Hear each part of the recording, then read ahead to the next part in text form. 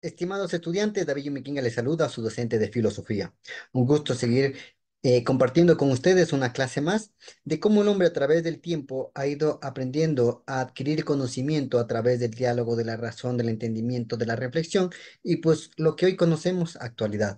En el tema de hoy vamos a indagar un poquito sobre el método socrático y la verdad. Para los que no sabemos, la palabra diálogo proviene del griego diálogos, que significa a través de la razón. Algo muy importante esta parte. Diálogos significa a través de la razón. Sócrates y Platón ya habían mostrado por medio del diálogo era posible poner a prueba los conocimientos que tenía la gente. Cuando nosotros empezamos a dialogar, pues la mayoría de personas, su forma de hablar, su fluidez cambia acorde al tema que la persona tenga un conocimiento. Es decir, si nosotros vamos a hablar con una persona que le guste el fútbol, que sabe de fútbol, pues ella nos va a dar un sinnúmero de conocimientos sobre el fútbol. ¿Por qué? Porque esa persona ha tenido un conocimiento de tal manera que ha guardado en su cerebro todo aquello que le parecía importante en el contexto deportivo como es el fútbol. O hablamos de una persona que estudió arte, no podemos preguntarle que nos hable de matemáticas, ya que esta persona en su transcurso de formación no ha logrado concebir el conocimiento de esa materia en específico. Por eso el diálogo permitía este camino para poder conocer qué, qué conocimiento tenía la persona. Pues muy importante esto, ¿no? El diálogo es a través de la razón. Era posible poner a prueba los conocimientos que tenía la gente y así se afirmaba, no se construían nuevas ideas. Justamente por esta visión, Sócrates se ponía a los sofistas, quienes enseñaban el arte de la retórica, pero con fines de vencer un oponente y no para generar conocimiento. Empezaron la retórica para humillar a la persona, ya que no tenía conocimiento, pues muy importante que la gente iba adquiriendo conocimiento. ¿Qué es el método socrático? Aristóteles lo atribuye a Sócrates el desarrollo de pensamiento inductivo, es decir, tratar de llegar a conclusiones generales por medio de la observación y el análisis de casos particulares. Efectivamente, Sócrates quería establecer definiciones universales y conceptos fijos, lo que permitiría, por ejemplo, saber qué es la justicia, el bien, la verdad para cualquier sociedad del mundo. Es muy importante entender esto, ¿no? Sócrates desarrolla un pensamiento inductivo, que quiere decir que desde mi propia concepción yo puedo sacar un resultado o un análisis. Trata de llegar a conclusiones generales a través de la observación y también analizando casos, ¿no? Como eh, casos como la matemática, como casos de la física, la gravedad. Entonces empiezan esto, ¿no? Quería establecer definiciones universales, una definición que abarque todo, como planeta, universo, mundo, y conceptos fijos como qué es la verdad, qué es el agua, qué es el oxígeno, lo que le permitiría, por ejemplo, saber qué es la justicia y tener un objetivo claro. La justicia es esto y listo, ¿no? No buscar más que la justicia es esto, pero también es esto, ¿no? Sino un objetivo, un concepto claro y coherente que abarque una palabra o un significado.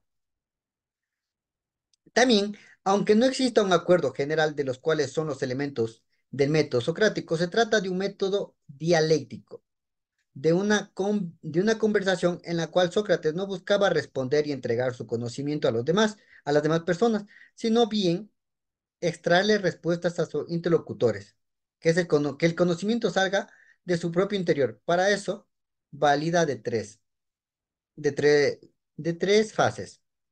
Primero, vamos a entender esto. A ver. Sócrates buscaba conversar con una persona y que la persona, mientras va dando respuestas, vaya adquiriendo su conocimiento. Y es en realidad no sacarle respuestas, ¿no? Sino que el conocimiento salga del interior de esa persona. Y esto, cuando salía del interior de la persona, como el de la tristeza, ¿no? Cuando una persona empezamos a hablar de la tristeza, no es necesario que la persona sepa mucho, pero cuando empezamos hablar de la tristeza, nosotros empezamos a preguntar a la persona, ¿por qué te sientes triste? Y empieza a dar sus propias respuestas. Entonces esto, Sócrates validaba con tres fases. La primera fase, la primera fase es la exhortación, que requiere declararse ignorante en el tema, el cual se habla de mostrar sus deseos de aprender y de dudar y pedir a la gente que le explique las cosas. Recordemos, la exhortación declara que una persona es ignorante en el tema de cual se habla. Es decir, como yo les decía, si una persona estudia arte y le empiezan a hablar de matemática, va a ser exhortada porque esta persona no tiene un conocimiento de la misma, pero demuestra interés de aprender y pide a la gente que le ayude. Luego también viene lo que es la heurística, que busca el razonamiento de respuestas, ponerlas en duda, hacer las nuevas observaciones. Cuando nosotros damos una respuesta, empezamos a razonar si esa respuesta que dimos es correcta o no es correcta. Sabemos que es correcta por el estudio que hemos visto, por el estudio que se ha realizado, por lo que yo he aprendido a través de los años. Sabemos que esta respuesta es correcta. Pero entonces, Sócrates busca que esta respuesta que uno da, ponerla en nueva duda, ¿no? Y hacerle las observaciones y empezar que esa persona genere nuevas observaciones, nuevos puntos de vista. Entonces, esto es lo que se encargaba la heurística. Y luego también viene lo que es la mayéutica. La mayéutica es dar a luz las nuevas ideas de interlocutor, obligado a reflexionar, replantear sus ideas y proponer definiciones y conceptos nuevos. La mayéutica se encarga de que una persona pueda adquirir conocimiento a través de la ayuda de otra persona, de un maestro. Es por eso que se le considera a la mayéutica hacer dar a luz. Como una persona da a luz a un ser vivo, necesita de alguien que le ayude, entonces el ser humano necesita de una persona que le ayude a esta persona a crear un nuevo pensamiento, una nueva reflexión y así tener unos nuevos conceptos, nuevas ideas. Es decir, una persona conoce los colores primarios, entonces solo conoce los colores primarios. Entonces yo como profesor me acerco a esa persona y le empiezo a explicar que a través de los colores primarios salen los secundarios y los terciarios. Entonces, ese conocimiento es un nuevo conocimiento y le traduce a una luz para que no ande en la oscuridad de la ignorancia. Entonces, esta persona, de esto se encarga la mayéutica.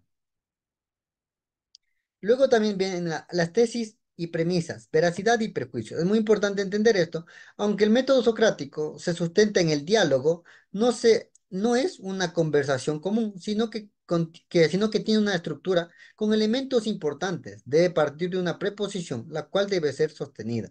Una preposición es una idea, la cual tiene que tener una base, un sustento, para poder que esta idea sea concisa y que no tenga, y cuando esta idea sea atacada, o sea puesto como ejemplo, tenga una base donde pueda reposar y así defenderse. Un ejemplo común es que Aristóteles llamaba a esto tesis, la tesis sustentada por argumentos. ¿Qué quiere decir esto? Es decir, por ideas que deben ser consistentes, no tienen contradicciones en su interior, que son reales, verdaderas, es decir, que pueden ser verificadas. Cada argumento se forma de premisas, que son enunciados, los cuales es posible extraer. Recordemos que la tesis, es decir, ideas que deben ser conscientes y no tienen contradicciones. Para eso, vamos a ver un ejemplo.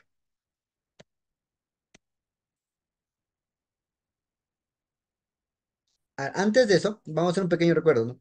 El diálogo socrático habla de tres partes: la exhortación, la heurística, la mayéutica. La exhortación daba a una persona que es ignorante, que le daba la duda, y esa persona quería aprender, ¿no? Quería eh, salir de esa duda. Luego también la heurística, que es razonamiento, y este razonamiento presentaba nuevos argumentos, nuevas premisas, y estas preguntas daban una nueva observación para que las personas adquieran conocimiento. Y luego la mayéutica, que es el nacimiento de nuevas ideas.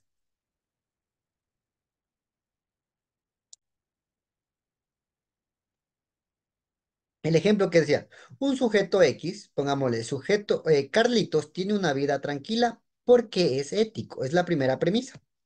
La segunda premisa es, Carlitos tiene una vida tranquila porque es ético. Primero recordemos, primero tiene una vida tranquila y la otra tiene una vida tranquila porque es ético. A ver, perdón, me equivoqué. A ver, Carlitos tiene una vida tranquila porque es ético. Juanito tiene una vida tranquila porque es ético. Entonces, como resultado nos da que Carlitos y Juanito tienen una vida tranquila porque son personas éticas. Entonces, esto se encarga la, la tesis que habla Sócrates, ¿no? La llamada tesis de la sustentada por argumentos. Se sustenta una tesis a través de los argumentos. Como decía, Carlitos tiene una vida tranquila porque es ético y Juanito también tiene una vida tranquila porque es ético. Entonces analizamos, a ver, para yo tener una vida tranquila, ¿qué debo ser? Entonces, por resultado, nos da que tener una vida ética, nosotros tenemos que ser éticos. Entonces, eso se trata el método socrático nace a partir de un diálogo, y este diálogo se divide en partes: la exhortación, la mayéutica, y también la otra, que es la heurística.